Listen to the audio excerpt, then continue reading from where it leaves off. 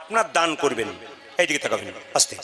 দান করলে যে নেয় তার হাতটা নিচে থাকে না উপর থেকে? জোরে বলবেন, কিন্তু জোরে বলুন। নিচে থাকে না উপরে থাকে?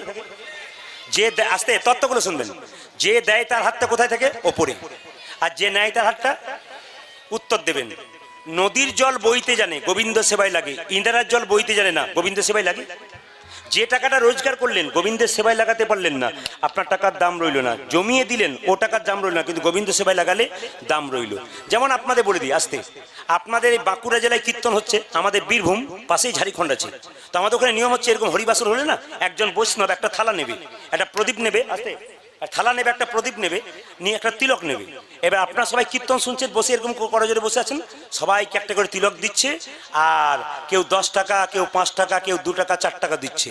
তো দেখছি সবাই টাকা দিচ্ছে, ও সামনে বসে আছে একটা ধুতি পাঞ্জাবি পরে, সবাই টাকা দিচ্ছে, ও বেটা দিচ্ছে না। ও কি করছে দেখুন, আমার দিকে তাকান।